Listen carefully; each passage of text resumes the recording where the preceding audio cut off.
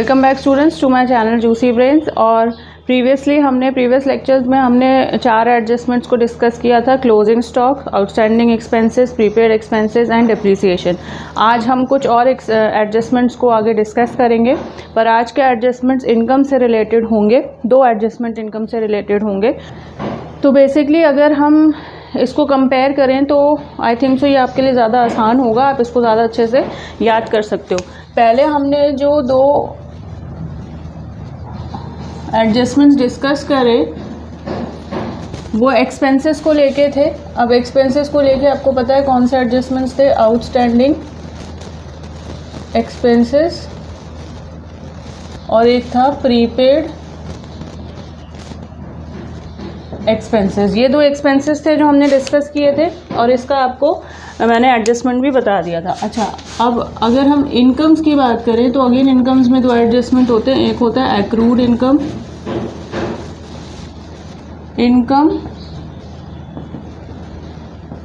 Receivable और एक होता है unearned income received in advance.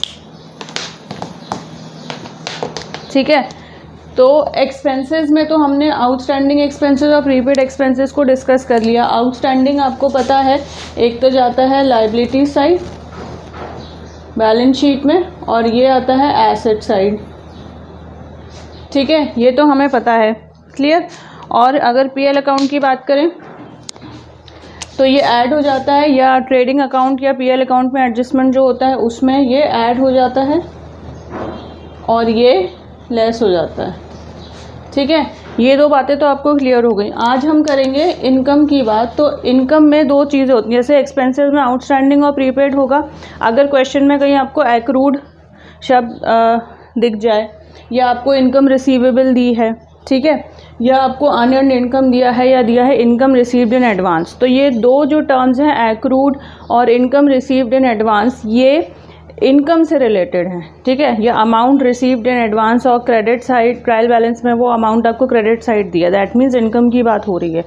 तो जहाँ पे ये 2 शब्द आ जाएं इसका मतलब ये है कि इनकम से रिलेटेड बात हो रही है, एक्रूड या अमाउंट रिसीव्ड इन एडवांस, अगर वो क्रेडिट साइड दी है ट्रायल बैलेंस में तो।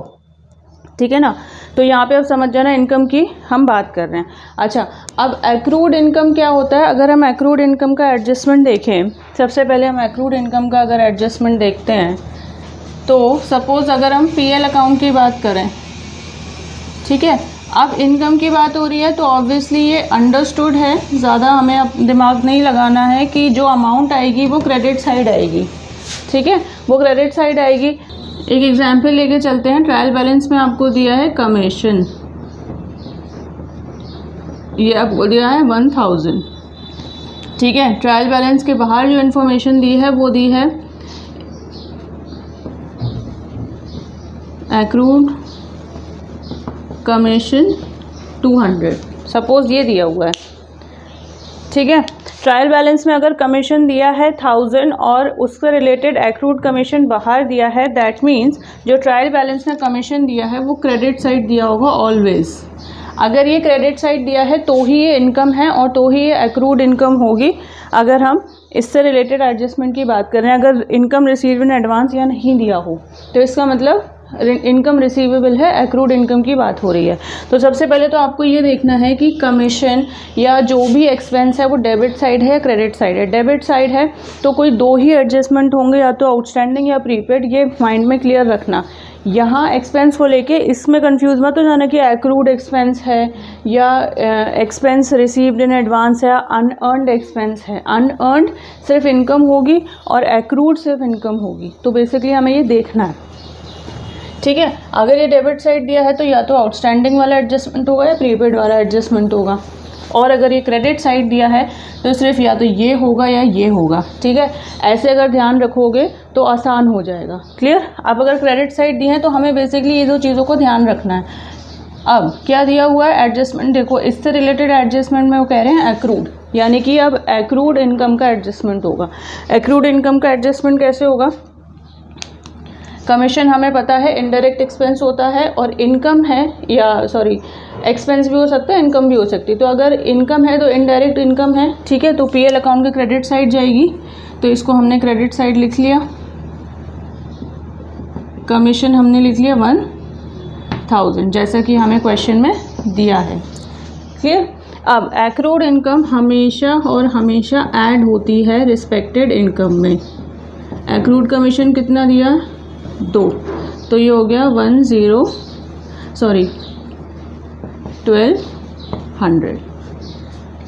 ठीक है, 1000 + 200 इज 1200। तो एक तो पीएल अकाउंट में मैंने आपको बता दिया कि रिस्पेक्टेड इनकम में ये हमेशा ऐड होगा। क्लियर। और अब बैलेंस शीट में देख लेते हैं।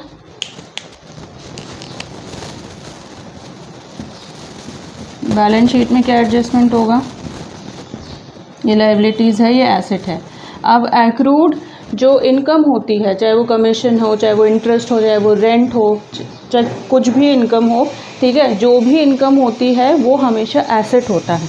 तो एक्रूड, हमारे केस में एक्रूड कमीशन दिया है तो ये हो गया हमारा एसेट। और अब हमें क्या दिया है एडजस्टमेंट में 200, तो हमें 200 एक्रूड कमीशन एसेट साइड में बैलेंस शीट में शो करना है। ठीक है, तो ये दो चीज़ें क्लियर हो गई। अगर एक्रूड इनकम आ रहा है या इनकम रिसीवेबल आ रहा है, ओके, तो उस केस में इसका 2 जगह एडजस्टमेंट होगा। एक तो होगा ट्रेडिंग अकाउंट में, या वैसे ट्रेडिंग अकाउंट में जनरली नहीं आता, पीएल अकाउंट में ही इनडायरेक्ट एक्सपेंस, इनडायरेक्ट इनकम का ही कोई एक्रूड इनकम आपको एडजस्टमेंट में दिया होगा। क्लियर। तो अगर ये पीएल अकाउंट में आ रहा है तो हमेशा क्रेडिट साइड आता है और रिस्पेक्टेड इनकम में ऐड हो जाता है। क्लियर हो गया। बैलेंस शीट में ये हमेशा एसेट होता है, इसलिए एसेट साइड आता है। और सिर्फ एक्रूड कमीशन का 200 जो आपको एडजस्टमेंट में दिया है, या आपको ये तो डायरेक्ट दिया है, इनडायरेक्ट भी दे सकते हैं, वो आपको कैलकुलेट करना होगा, फिर वो अमाउंट यहाँ एसेट साइड में बैलेंस शीट में यू विल शो। क्लियर। तो ये एक्रूड इनकम से रिलेटेड 2 एडजस्टमेंट्स मैंने आपको बता दिए। अब इसके पीछे का क्या रीज़न है, ऐसे समझना चाहो तो ऐसे भी समझ सकते हो। एक्रूड इनकम या इनकम रिसीवेबल मीन्स जो हमें इस करेंट फाइनेंशियल ईयर में इनकम मिलनी थी, लेकिन या उसका बेनिफिट हमें इसी फाइनेंशियल ईयर में मिल गया। ठीक है, हालांकि हमें वो कैश में वो इनकम नहीं मिली, बट बेनिफिट हमने ले लिया उसका इसी फाइनेंशियल ईयर में। तो क्योंकि इसी फाइनेंशियल ईयर में हम उसका बेनिफिट ले रहे हैं, इसलिए इस फाइनेंशियल ईयर के लिए ये कमीशन जो एक्रूड था वो एसेट में चला जाएगा, और दैट इज़ वाई ये इसमें ऐड हो जाएगा। ठीक है, तो हमें ये देखना है कि जो भी एक्सपेंस है या जो भी इनकम है उससे रिलेटेड बेनिफिट कौन से फाइनेंशियल ईयर में हम ले रहे हैं, करंट फाइनेंशियल ईयर में ले रहे हैं या आगे आने वाले कमिंग फाइनेंशियल ईयर में ले रहे हैं। ठीक है, तो ये आपको समझ में आया। इनकम रिसीवेबल मीन्स, फिर से मैं आपको समझा देती हूँ, बहुत आसान होता है। मीन्स इस करेंट फाइनेंशियल ईयर में जो इनकम मिलनी थी हमें नहीं मिली, लेकिन उससे रिलेटेड बेनिफिट हमें मिल गए। तो उससे रिलेटेड बेनिफिट जो हमें इस फाइनेंशियल ईयर में मिले हैं, इसलिए ये एक्रूड इनकम इस फाइनेंशियल ईयर में एसेट होगा, और दैट इज़ वाई ये रिस्पेक्टेड इनकम में ऐड हो जाएगा। अगर इसको ऐसे याद कर सकते हो तो ऐसे याद कर लो, आपको हमेशा याद रहेगा। ओके, अच्छा, दूसरी चीज़ देख लेते हैं हम। दूसरा आ रहा है अनअर्न्ड इनकम और income received in advance. Rent की आपको सपोज वैल्यू दी है 10,000, ठीक है, और ट्रायल बैलेंस के जो बाहर आपको इन्फॉर्मेशन दी है वो है unearned rent is suppose 5,000।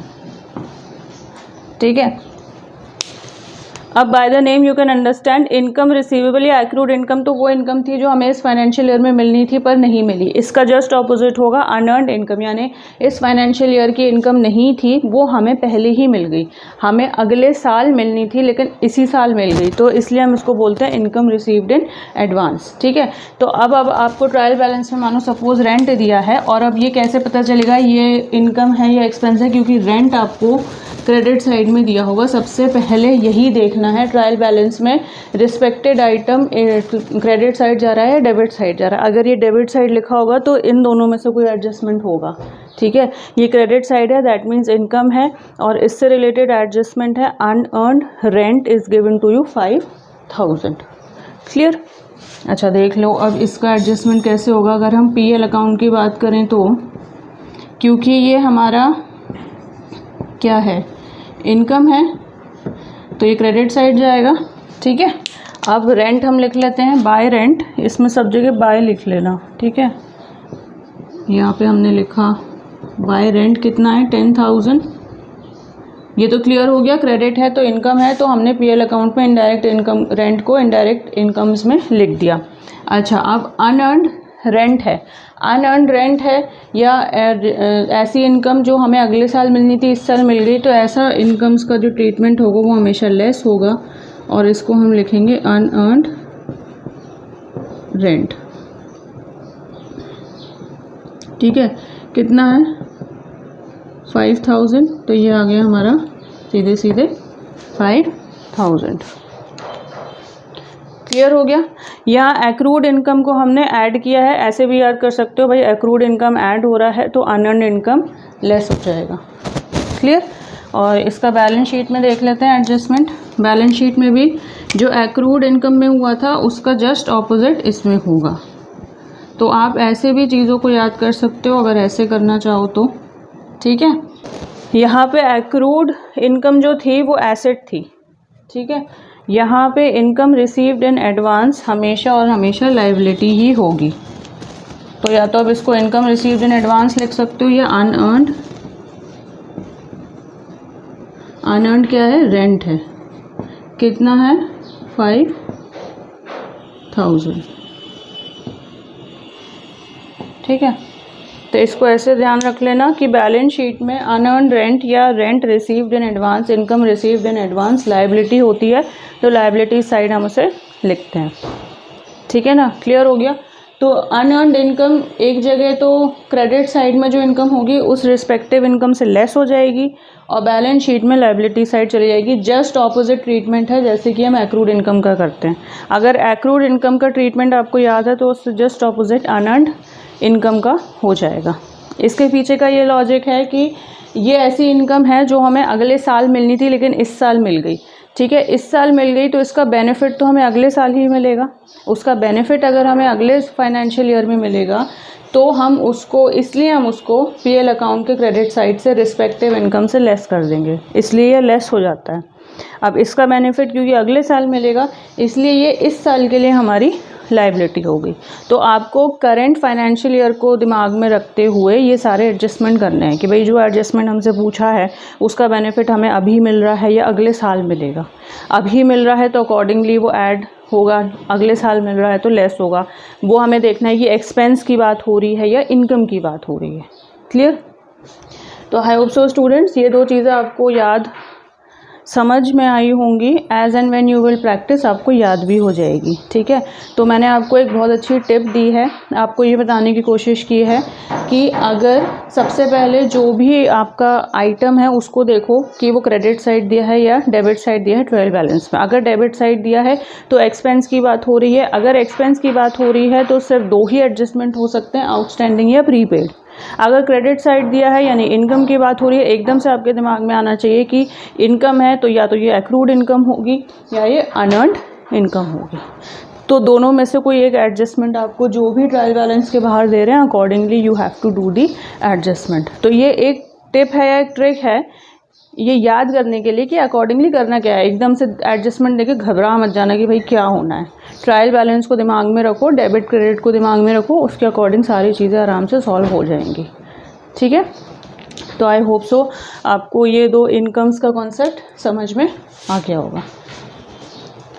Let's move on to the next adjustment.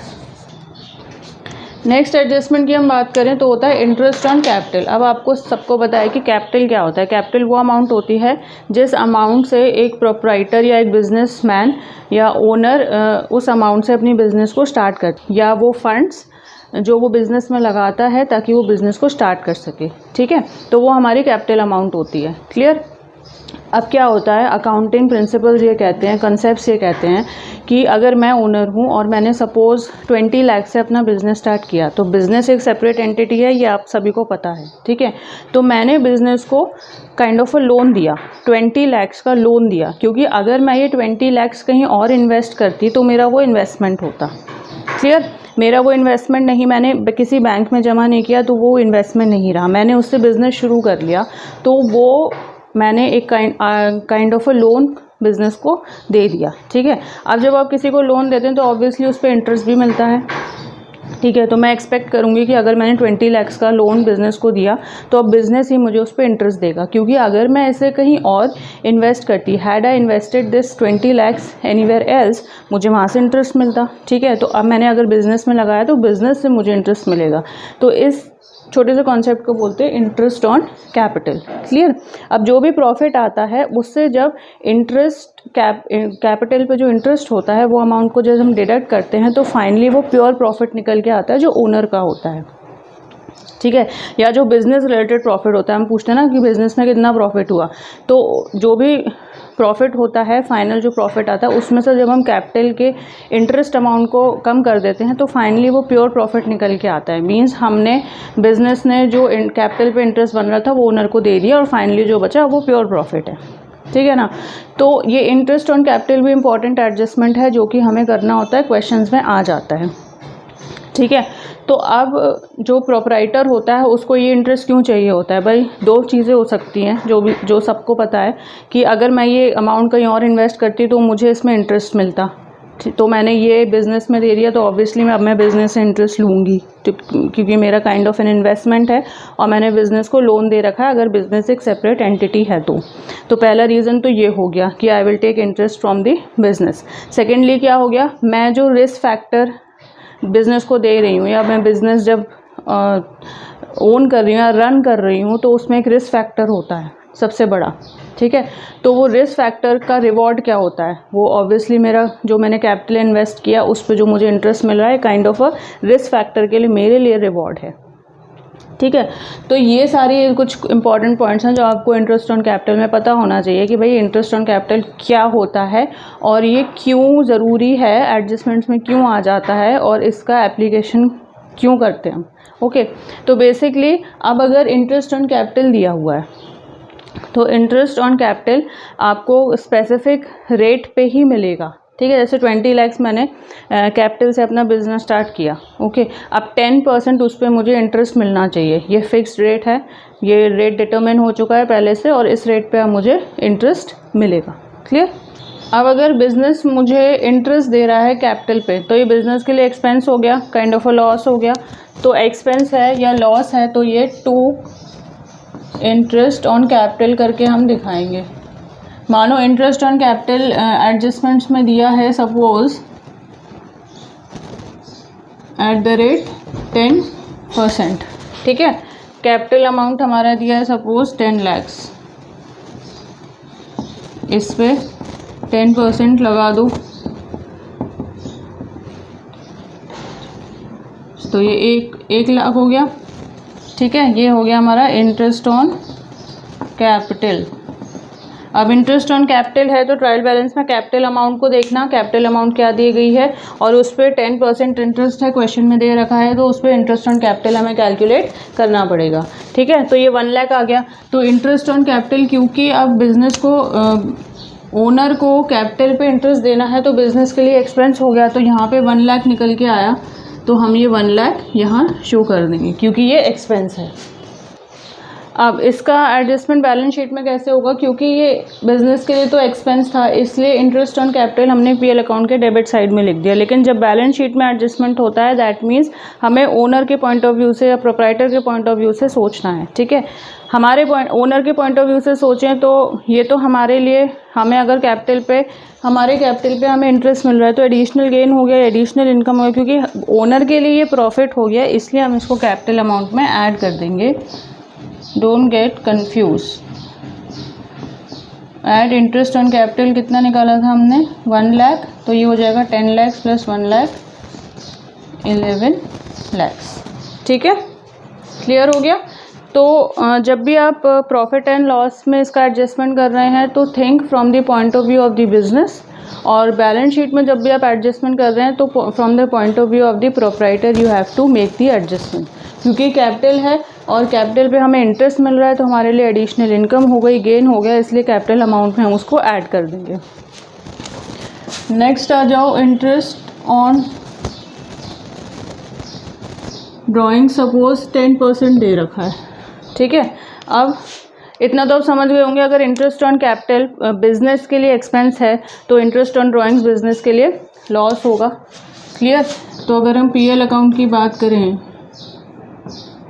तो लॉस है तो दैट मीन्स ये डेबिट साइड आएगा, सॉरी इनकम है तो ये क्रेडिट साइड आएगा बिजनेस के लिए।